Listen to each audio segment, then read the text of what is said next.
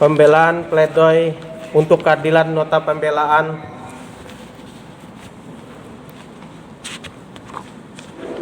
kepada yang terhormat Majelis Hakim Pengadilan Negeri Banjarbaru, Jaksa Penuntut Umum yang kami hormati. Untuk dan atas nama terdakwa, dengan ini menyampaikan pembelaan atas surat tuntutan Jaksa Penuntut Umum nomor rek PDM 13/0320/ENJ 2/01/2022 atas nama Andriansah bin Subli, tempat lahir Surakarta, 28 tahun, 20 Agustus 1993, jenis kelamin laki-laki, kebangsaan Indonesia, tempat tinggal Jalan Sekumpul, Gang Karya Bakti, RT 004, Kelurahan Indrasari, Kecamatan Martapura, Kabupaten Banjar. Agama Islam, pekerjaan buruh harian lepas, pendidikan SMK kelas 2 tidak tamat. Tentang dakwaan, bahwa dalam perkara ini terdakwa Andriansah bin Subli didakwa melakukan tindak pidana sebagaimana diatur dan diancam dakwaan primer pasal 365 ayat 1 KUHP tentang pencurian dengan kekerasan, dakwaan subsidiar pasal 53 KUHP tentang percobaan pencurian dengan kekerasan. Majelis Hakim yang kami muliakan, Saudara Jaksa Penuntut Umum yang kami hormati, serta sidang yang terhormat. Pertama-tama kami ucapkan terima kasih atas kesempatan yang diberikan oleh Majelis Hakim yang memeriksa, mengadili dan memutus perkara ini untuk kami menyampaikan nota pembelaan kami atas surat tuntutan dari Jaksa Penuntut Umum yang telah dibacakan pada tanggal 24 Maret 2022. Sebelum kami masuk pada inti pembelaan yang izin kami menyampaikan eksepsi nota keberatan kami yang tidak diagendakan pada persidangan sebelumnya, namun diberikan kesempatan oleh Majelis Hakim untuk dimuat dalam nota pembelaan, sebagaimana telah disampaikan oleh Majelis Hakim pada agenda sidang tanggal 27 Januari 2022. Eksepsi nota pembelaan keberatan ini kami sampaikan dengan pertimbangan bahwa ada hal-hal prinsip yang perlu kami sampaikan berkaitan demi tegaknya hukum, kebenaran dan keadilan, serta demi kepastian terpenuhnya keadilan yang menjadi hak terdakwa. Berdasarkan uraian di atas, perkenankanlah kami selaku penasihat hukum terdakwa ingin mengajukan keberatan atas surat dakwaan dari Jaksa Penuntut Umum dengan alasan sebagai berikut. 1. Surat dakwaan disusun berdasarkan penyidikan yang tidak sah. A. Terdakwa tidak didampingi penasihat hukum. Berdasarkan di dalam KUHP telah diatur hak-hak tersangka atau terdakwa yang wajib dihormati dan dipenuhi oleh aparat penegak hukum agar pemeriksaan terhadap tersangka terdakwa berjalan secara adil dan berimbang. Dalam konteks hak atas bantuan hukum, KUHP menjamin hak terdakwa atas tersangka atau terdakwa untuk didampingi penasihat hukum dalam semua tingkatan pemeriksaan sebagaimana diatur dalam pasal 14 pasal 56 ayat 1 KUHP. Pasal 114 KUHP menyatakan dalam hal seorang disangkakan melakukan suatu tindak pidana sebelum dimulainya pemeriksaan oleh penyidik wajib memberitahukan kepadanya tentang haknya untuk mendapatkan bantuan hukum, atau ia dalam perkara itu wajib didampingi oleh penasihat hukum sebagaimana dimaksud dalam pasal 56 KUHP. Pasal 56 ayat 1 KUHP menyatakan dalam hal tersangka atau terdakwa disangkakan atau didakwa melakukan tindak pidana yang diancam dengan pidana mati atau ancaman pidana 15 tahun atau lebih, atau bagi mereka yang tidak mampu yang diancam dengan pidana 5 tahun atau lebih yang tidak mempunyai penasihat hukum sendiri, pejabat yang bersangkutan pada semua tingkatan pemeriksaan dalam proses peradilan wajib menunjuk penasihat hukum bagi mereka.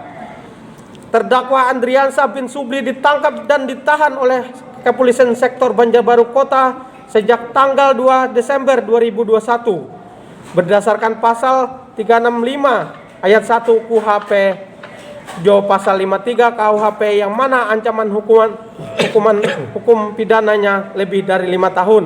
Namun selama dilakukan pemeriksaan di tingkat penyidikan, terdakwa tidak menerima haknya untuk didampingi penasihat hukum.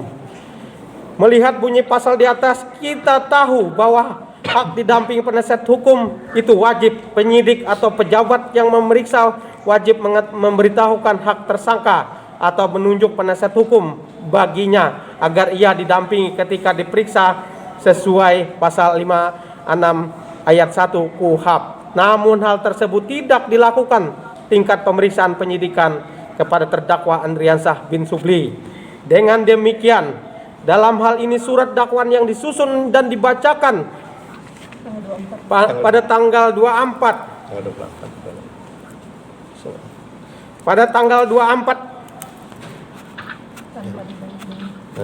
oleh jaksa penuntut umum adalah batal demi hukum karena proses penyidikan terdakwa Andriansyah bin Subli adalah tidak sah. Beberapa kekeliruan lainnya yang telah dilakukan para penegak hukum baik di tingkat penyidikan dan penuntutan serta jelas bertentangan dengan KUHP antara lain. 1. Pihak keluarga terlambat menerima tebusan surat perintah penangkapan dan penahanan terdakwa Andriansyah bin Subli pada saat diperiksa di tingkat penyidikan. Dalam pasal 13 ayat 3 KUHP menjelaskan bahwa tembusan surat perintah penangkapan sebagaimana dimaksud dalam ayat 1 harus diberikan kepada keluarga serta setelah penangkapan dilakukan. Mahkamah Konstitusi melalui putusan nomor 3 garing PUU garing 11 Romawi garing 2013 menyatakan jangka waktu yang patut bagi penyidik untuk menyampaikan salinan surat perintah penangkapan kepada keluarga tersangka atau adalah tidak lebih dari 3 kali 24 jam sejak diterbitkan surat penangkapan tersebut atau 7 hari jika ada perbedaan jarak, cakupan dan kondisi geografis dari masing-masing wilayah di seluruh Indonesia. Surat pemberitahuan penangkapan dan penahanan terdakwa Andriansyah bin Subli baru tertanggal 3 Desember 2021 baru diterima istri pada tanggal 7 Desember 2021. Dan itu pun karena mengambil sendiri ke agen pengiriman. Sedangkan oknum penyidik Kepolisian Sektor Banjarbaru Kota tidak berinisiatif dan bekerja sama ketika pihak keluarga menanyakan perihal surat tembusan tersebut yang setiap hari mendatangi Kepolisian Sektor Banjarbaru Kota mencoba untuk melakukan kunjungan kepada terdakwa Andriansyah bin Subli. 2. Pihak keluarga tidak menerima pemberitahuan atau tebusan surat pelimpahan berkas perkara dari kepolisian ke kejaksaan. Terdakwa Andriansyah bin Subli ditahan menerima penangguhan penahanan sejak 11 Desember 2021 sampai 11 Januari 2021 yang langsung ditahan kembali di Kepolisian Sektor Banjarbaru Kota atas dasar perkara sudah dilimpahkan ke Kejaksaan Kota Banjarbaru. Namun pihak keluarga dan penasihat hukum terdakwa Andriansyah bin Subli tidak menerima surat pemberitahuan atau tembusan surat pelimpahan berkas perkara dari kepolisian ke kejaksaan tersebut. Kemudian pada tanggal 24 Januari 2022 terdakwa Andriansyah dipindahkan ke Lapas Cempaka Kota Banjarbaru pada pagi hari. Pada tanggal 25 Januari 2022 pihak keluarga dan penasihat hukum baru mengetahui bahwa sudah diadakan persidangan. Bahwa persidangan pada tanggal 24 Januari 2022 tersebut dengan agenda sidang pertama yakni pembacaan surat dakwaan. Kami memandang tidak ada niat baik dari jaksa penuntut umum untuk mengabari penasihat hukum terdakwa Andriansyah bin Subli terkait pelaksanaan agenda sidang pertama. Padahal jaksa penuntut umum jelas mengetahui bahwa terdakwa Andriansyah bin Subli memiliki penasihat hukum. 2B. Bahwa terdakwa memberikan keterangan dalam keadaan terpaksa dan diancam. Asas praduga tak bersalah merupakan asas yang mengatakan bahwa setiap orang yang ditangkap, ditahan, dituntut dan dihadapan di muka pengadilan karena disangkakan telah melakukan tindak pidana, maka wajib dianggap tidak bersalah hingga pengadilan menyatakan kesalahannya dan memperoleh kekuatan hukum tetap. Dalam KUHP, asas praduga tak bersalah secara tegas disebutkan dalam penjelasan umum KUHP butir ketiga huruf C, yaitu setiap orang yang disangkakan, ditangkap, ditahan, dituntut dan atau dihadapkan di muka persidang pengadilan wajib dianggap tidak bersalah sampai adanya putusan pengadilan yang menyatakan kesalahannya dan memperoleh kekuatan hukum yang hukum tetap. Namun rupanya asas praduga tidak bersalah dan tersebut tidak berlaku terhadap terdakwa Andriansyah bin Subli. Selama pemeriksaan di tingkat penyidikan, terdakwa Andriansyah bin Subli mengalami kekerasan fisik dan dipaksa mengaku serta diancam dengan pistol oleh salah satu oknum kepolisian sektor Banjarbaru Kota. Artinya berita acara pemeriksaan yang dibuat oleh penyidik kepolisian Resektor Banjarbaru Kota dan menjadi dasar jaksa penuntut umum dalam membuat surat dakwaan adalah tidak sah, padahal jelas disebutkan dalam ketentuan pasal 52 KUHP bahwa dalam pemeriksaan tingkat penyidikan dan pengadilan, tersangka dan terdakwa berhak memberikan keterangan secara bebas kepada penyidik dan hakim. Hal tersebut jelas bertentangan dengan pasal 52 KUHP yang menegaskan bahwa dalam pemeriksaan tingkat penyidikan, pasal 112 ayat 1 KUHP secara tegas mengatur bahwa penyidik yang melakukan pemeriksaan dengan menyebutkan alasan pemanggilan secara jelas berwenang memanggil tersangka dan saksi yang dianggap perlu itu diperiksa dengan surat panggilan yang sah dengan memperhatikan tenggang waktu yang wajar antara diterimanya panggilan dan hari seseorang itu haruskan memenuhi panggilan. Dengan demikian, dalam hal ini surat dakwaan yang disusun dibacakan pada tanggal 24 2022 oleh jaksa penuntut umum adalah batal demi hukum karena proses penyidikan saksi Mulyadi adalah tidak sah. 2. Surat dakwaan tidak jelas, tidak lengkap dan tidak cermat bahwa perbuatan material yang diuraikan penuntut umum sangatlah kabur dan tidak jelas. Karena perbuatan tersebut tidak diterangkan secara terang dan jelas. Selanjutnya telah memperhatikan surat dakwaan tersebut, ternyata jaksa penuntut umum tidak menguraikan secara terperinci mengenai cara perbuatan material tindak pidana yang diduga telah dilakukan oleh terdakwa. Terdakwa Andriansyah bin Subli didakwa dengan pasal berbeda, yakni dakwaan primer pasal 365 ayat 1 KUHP tentang perincian pencurian dengan kekerasan dan dakwaan subsidiar pasal 53 KUHP tentang percobaan pencurian dengan kekerasan. Namun jika dicermati uraian jaksa penuntut umum tentang perbuatan material yang didakwakan kepada terdakwa Andriansyah bin Subli dalam dakwaan primer dan subsidiar adalah uraian yang sama, copy paste, atau dengan kata lain tidak ada perbedaan atau delik yang berbeda. Jika seorang didakwa dengan beberapa pasal dakwaan, maka penggambaran atau peristiwa dalam surat dakwaan seharusnya berbeda-beda. Jika peristiwa atau perbuatan dilukiskan sama untuk setiap pasal yang berbeda, itu sama saja dengan menyalin ulang copy paste. Cara tersebut tidak sama sekali dibenarkan, padahal dakwaan yang didakwakan oleh jaksa penuntut umum akan berdampak pada kehidupan seseorang terdakwa ke depannya. Selain itu, jumlah kerugian sebenarnya yang diduga disebabkan perbuatan terdakwa Andriansyah bin Subli sama sekali tidak disebut, yakni 15.000. Sedangkan kerugiannya 315.000 yang dimuat oleh jaksa penuntut umum bukan merupakan kerugian atau alat bukti sebenarnya dari perbuatan yang didakwakan oleh jaksa penuntut umum. Namun kerugian tersebut tidak dijelaskan secara dan lengkap terperinci oleh jaksa penuntut umum dalam surat dakwaan. Peraturan Mahkamah Agung nomor 2 tahun 2012 tentang penyelesaian batas tindak pidana ringan menentukan bahwa pencurian dengan barang bukti di bawah 2.500.000 rupiah termasuk kategori pencurian ringan. Selanjutnya diatur pula dalam ketua pengadilan harus segera menetapkan hakim tunggal untuk memeriksa, mengadili dan memutus perkara. sangat beralasan jika kami memandang perkara ini merupakan perkara yang dipaksakan dan nyatanya telah dijalankan dengan proses pemeriksaan yang telah menyalahi aturan hukum perundang-perundangan yang berlaku di Indonesia termasuk KUHP itu sendiri. Dengan demikian surat dakwaan dari jaksa penuntut umum adalah batal demi hukum karena semua unsur dari pasal yang didakwakan kepada terdakwa tidak dirumuskan secara lengkap dan cermat. 3.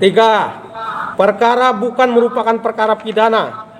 KUHP dalam kaitannya dengan proses peradilan yang sekaligus merupakan interpretasi dalam Undang-Undang Kekuasaan Kehakiman menyebutkan peradilan dilakukan dengan cepat, sederhana, dan biaya ringan.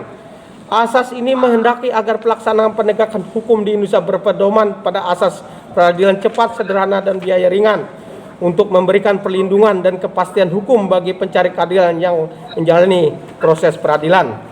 Asas ini dimaksudkan agar dalam penanganan perkara dapat diselesaikan dalam waktu yang singkat sehingga tidak perlu memakan waktu yang lama, tidak bertele-tele, dilakukan dengan cara efektif dan efisien agar proses peradilan tidak memakan biaya yang banyak sehingga tidak membebani orang yang menjalani proses peradilan. Pada dasarnya perkara ini bukan merupakan tindak pidana kejahatan melainkan kecelakaan lalu lintas yang terjadi pada tanggal 2 Desember 2021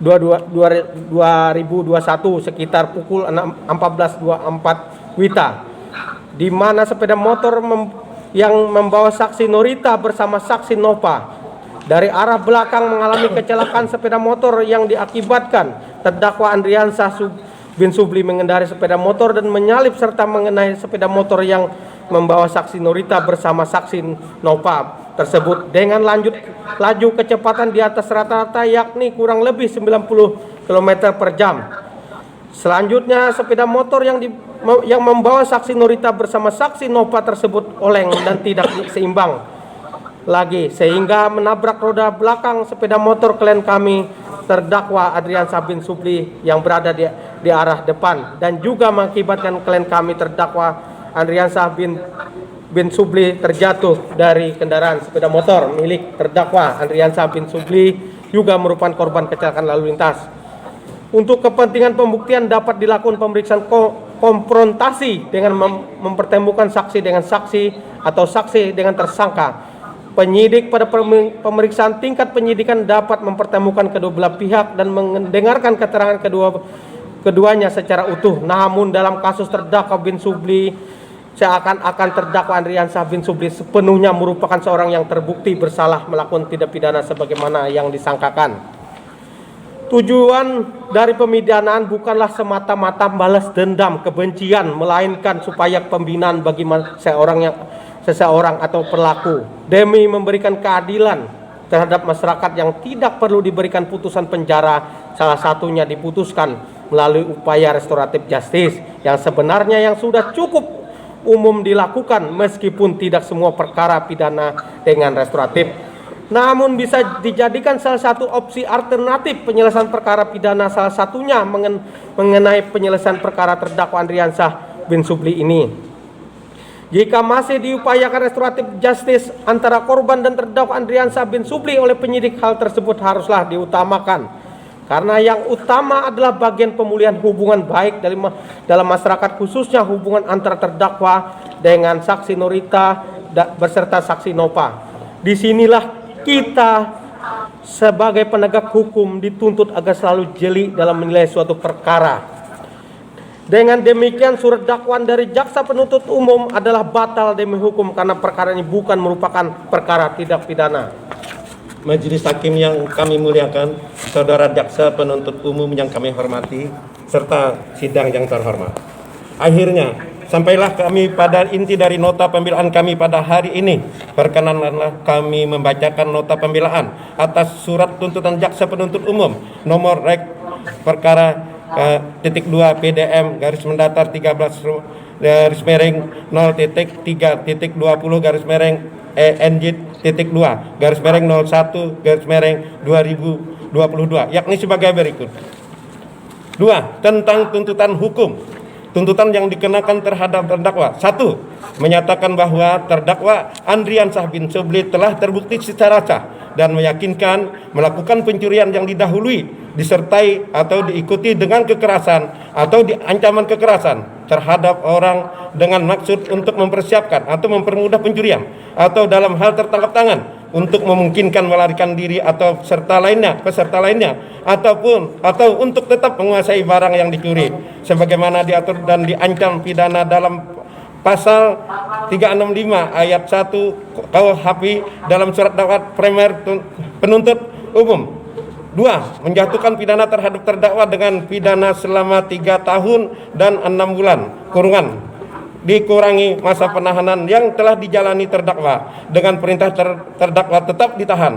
3. Menetapkan agar barang bukti yang berupa 1 buah tas warna coklat dengan tali terputus, uang tunai sebesar Rp15.000, 1 unit sepeda motor merek Honda Beat warna biru putih dan nopol DA6382 WY, 1 lembar STNK kendaraan merek Honda Beat warna biru putih dengan nopol DA6382 WY dengan nomor K MHIJF di 214 di K977176 dan nomor SIN GFD 2E Mendatar 1969-204 atas nama Nurita Huta Hayan. Dikembalikan kepada saksi Huta Hayan.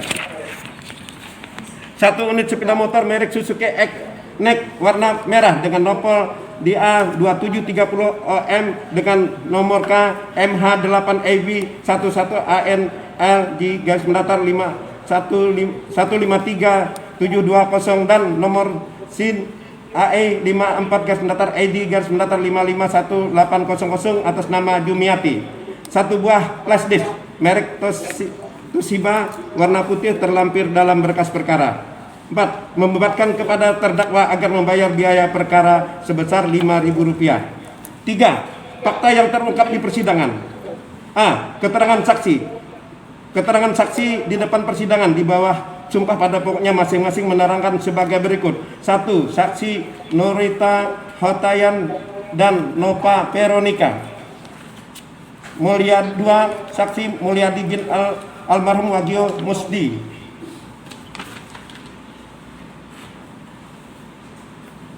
B. Keterangan ahli Pajar R. Eskom.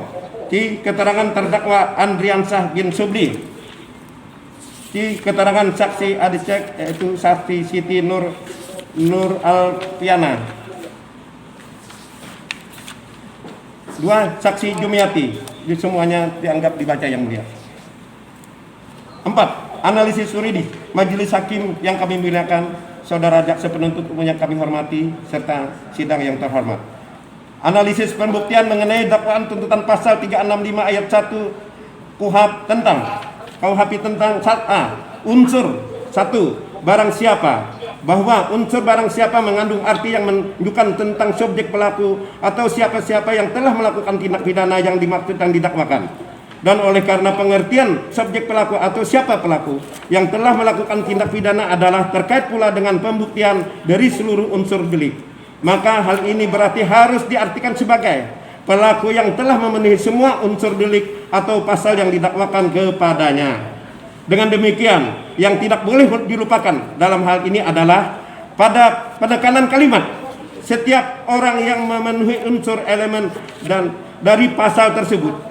Dengan perkataan lain, kami kurang sependapat dengan saudara jaksa penuntut umum yang menyatakan unsur ini telah terbukti hanya dengan berdasarkan pada argumen terbatas sebagaimana yang dikemukakan di dalam pembuktian unsur ini. Sebelum dapat membuktikan secara keseluruhan unsur delik yang didakwakan secara lengkap dan menyeluruh, bahwa kata-kata barang siapa dalam suatu rumusan tindak pidana merupakan isyarat pembentuk undang-undang tentang siapakah yang dituju dari norma atas norma suatu tindak pidana. Dengan demikian tidak dapat apabila jaksa penuntut umum menyatakan hal ini sekedar berarti siapa saja yang didakwa melakukan tindak pidana.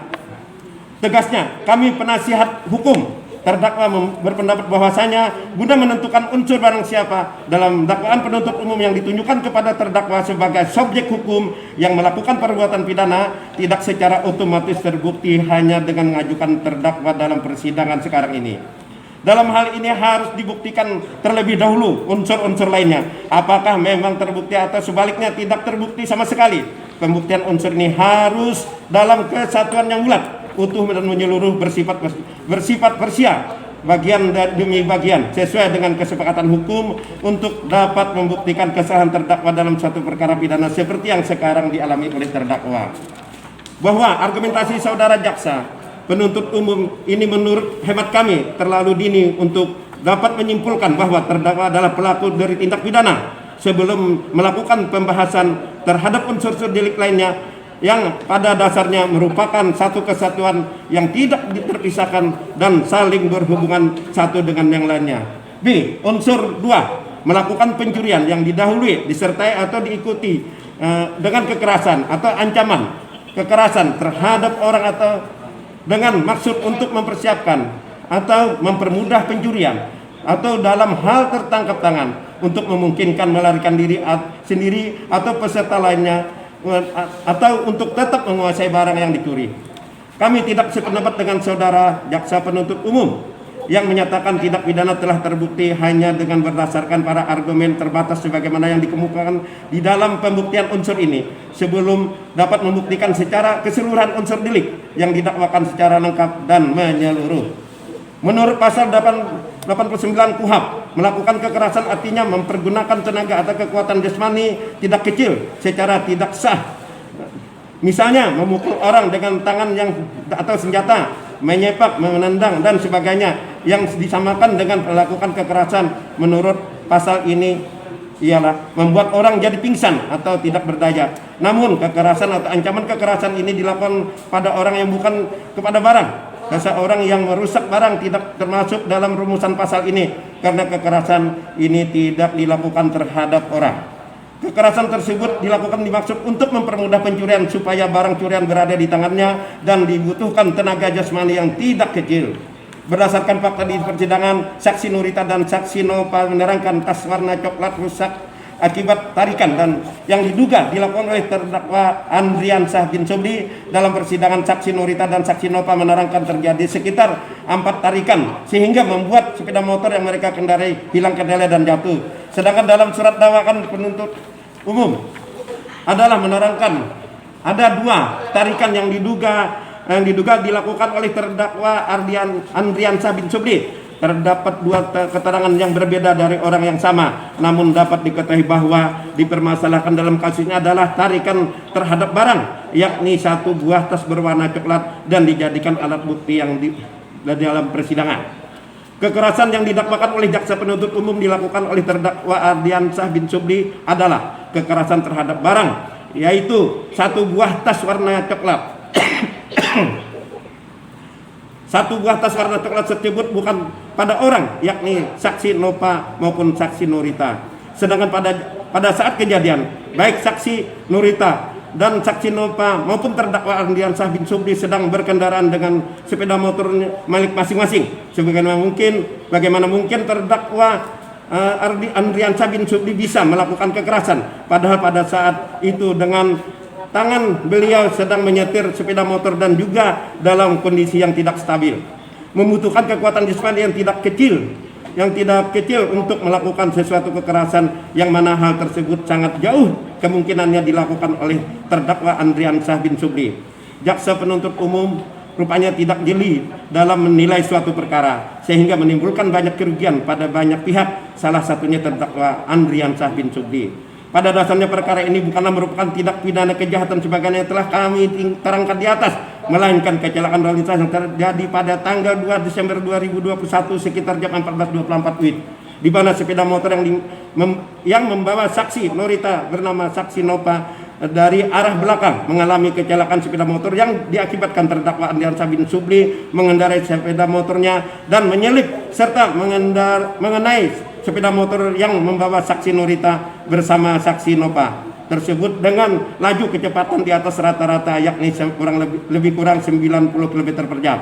Selanjutnya sepeda motor yang membawa saksi Nurita bersama saksi Nova tersebut oleng dan tidak seimbang lagi sehingga menabrak roda belakang sepeda motor terdakwa Andriansah bin Sobri yang berada di arah depan dan juga mengakibatkan terdakwa Andriansah bin bin Subli terjatuh dari kendaraan sepeda motor miliknya, bahwa akibat kecelakaan tersebut saksi Norita dan saksi Nova termasuk terdakwa Andriansyah bin Subli mengalami luka-luka fisik. Luka fisik ini terjadi akibat kecelakaan lalu lintas, bukan karena kekerasan pada orang. Untuk mempermudah pencurian sebagaimana yang diatur dalam pasal 365 ayat 1 KUHP. Fakta di persidangan juga membuktikan bahwa jaksa penuntut umum telah mengaburkan suatu fakta sebelum perkara ini diajukan ke persidangan. Jumlah kerugian yang sebenarnya yang diduga disebabkan perbuatan terdakwa Andriansyah bin Subli dan juga alat bukti dalam perkara ini sejak dari awal adalah Rp15.000. Peraturan Mahkamah Agung nomor 2 tahun 2012 tentang penyelesaian batas tindak pidana ringan menentukan bahwa pencurian dengan barang bukti di bawah Rp2.500.000 termasuk kategori pencurian ringan. Selanjutnya diatur pula bahwa surat Ketua Pengadilan harus segera menetapkan hakim tunggal untuk memeriksa, mengadili dan memutuskan perkara tersebut, dan terhadap pelaku tindak pidana ini tidak boleh ditahan. Kasus pencurian dengan kerugian yang sangat minim jika ditahan dan dilaksanakan dengan secara pemeriksaan biasa, bahkan sampai di penjara, akan sangat mengoyak rasa keadilan. Tentunya hal ini sangat diketahui oleh jaksa penuntut umum sebagai salah satu pihak penegak keadilan. Berapa kerugian yang diderita oleh terdakwa Andriansyah bin Subli tidak sebanding dengan kerugian yang telah didakwakan oleh jaksa penuntut umum.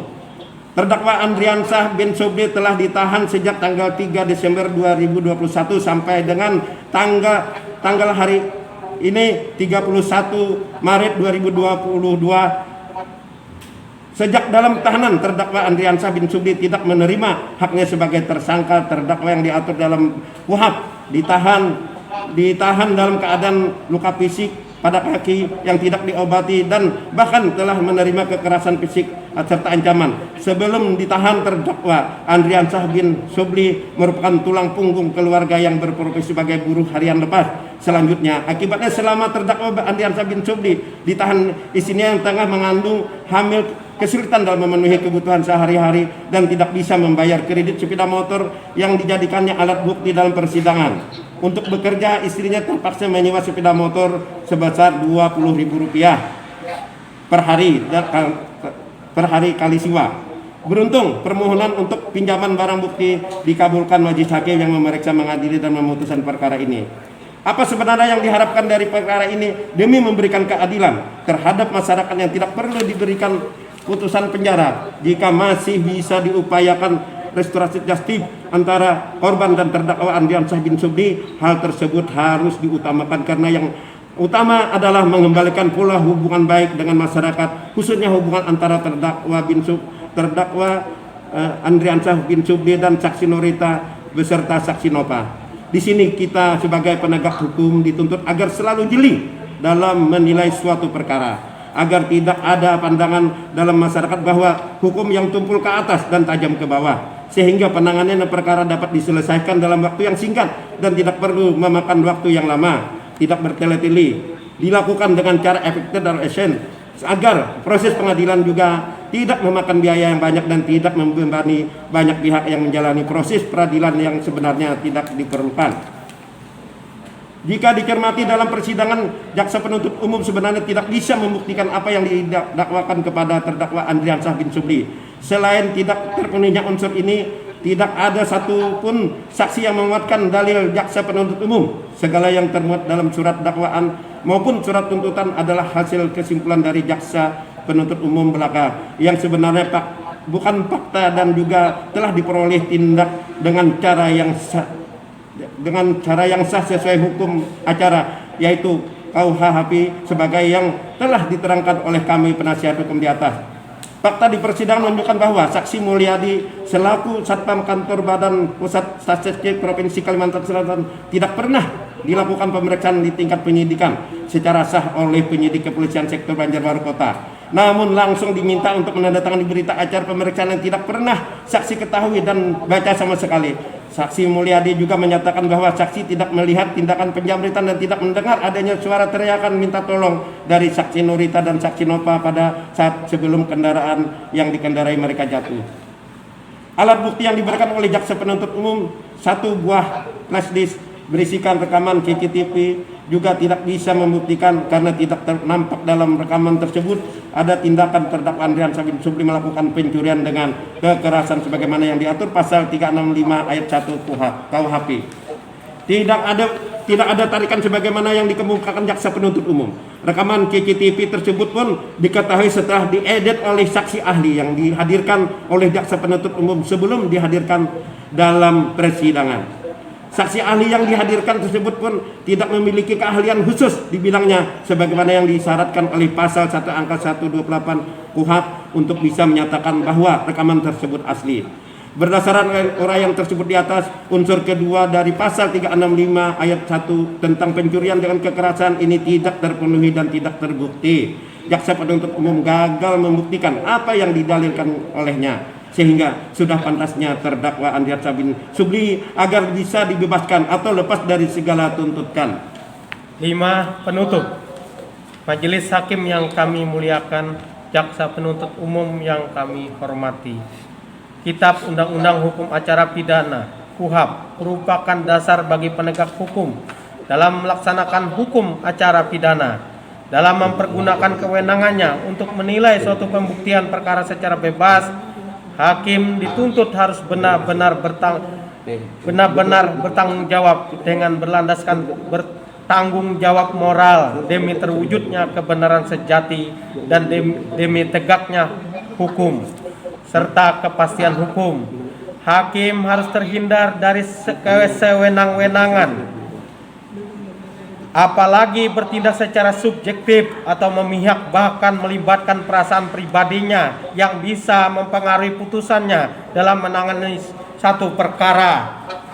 Apabila kita para penegak hukum menutup mata atas kesemuan yang sebenarnya sudah diatur dalam KUHP untuk dijalankan namun tidak dilaksanakan, artinya penegak hukum dalam proses peradilan pidana yang menangani perkara ini sendiri tidak dilaksanakan berdasarkan hukum. Hal ini berakibat pada produk hukum yang dihasilkan merupakan produk hukum yang cacat hukum serta tidak dapat dipertanggungjawabkan kebenarannya serta secara hukum. Maka menurut hemat kami, keadilan yang sejati harus diciptakan oleh badan peradilan, malah menjadi tempat ketidakadilan itu berada. Kami tim penasihat hukum terdakwa pada kesempatan ini memohon dan mengetuk pintu hati majelis hakim yang memeriksa, mengadili dan memutus perkara ini agar terdakwa Andrian Sabin Supli dapat kiranya memberikan putusan agar membebaskan terdakwa atau lepas dari segala tuntutan. Dalam pertimbangan lainnya adalah 1. Terdakwa masih muda. 2. Terdakwa bersikap sopan dalam persidangan. 3. Terdakwa memiliki orang tua yang sudah tua. Terdakwa merupakan tulang punggung keluarga dan memiliki istri yang sedang mengandung, saudara-saudara. Demikian nota pembelaan ini kami sampaikan. Semoga hal-hal yang kami sampaikan ini dapat menjadi bahan pertimbangan majelis hakim yang mengambil keputusan untuk nasib masa depan terdakwa ini. Banjarbaru, 31 Maret 2022. Penasihat hukum terdakwa. Terima kasih yang mulia.